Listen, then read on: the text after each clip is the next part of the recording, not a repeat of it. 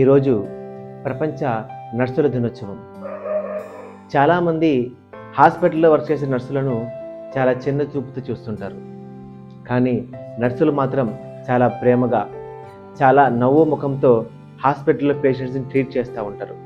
అసలు ఈ నర్స్ అంటే ఏంటి? అసలు ఈ నర్సుల దినోత్సవం ఎందుకు ఏర్పాటు చేశారు అని మనం కొంచెం వెనుకకు వెళ్తే, ఈ నర్సుల దినోత్సవం వచ్చింది ముఖ్యంగా ఫ్లోరెన్స్ నైటింగేల్ అనే ఒక వ్యక్తి గురించి. ఈమె ఫ్లోరెన్స్లో జన్మించింది. ఆమె పేరు నైటింగేల్. ఆమె ఒక నర్సుగా పనిచేసేది.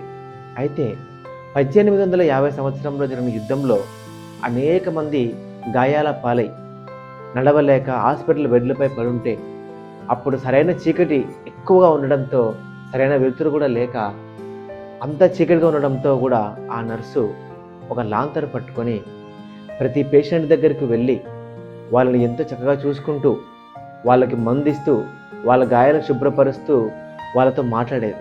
అంతేకాకుండా వాళ్ళ దగ్గర నుంచి వేరే దగ్గరికి వెళ్ళిపోతూ ఒక మాట చెప్పేది, మీరు బతుకుతారు, మీరు ధైర్యంగా ఉండని చెప్పి వాళ్ళని మోటివేట్ చేస్తూ ఇంకో దగ్గరికి వెళ్ళేది.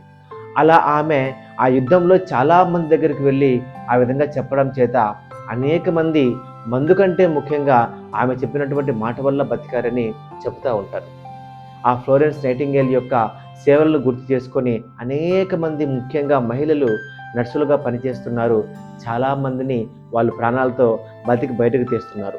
అంటే ఒక డాక్టర్ ట్రీట్మెంట్ చేస్తాడేమో, ఒక డాక్టర్ మంచి మందు ఇస్తాడేమో, కానీ నర్సు మాత్రం వాళ్ళ దగ్గరే ఉంటూ వాళ్ళ బాగోగులు చూసుకుంటూ ఒక కుటుంబంలో వ్యక్తిలాగా వాళ్ళని కంటికి రెప్పలా కాపాడుతూ అనేక మందిని బతికిస్తుంది. మన నర్సుల్ని గౌరవించకపోయినా పర్వాలేదు, కానీ వాళ్ళని అవమానపరచకూడదు.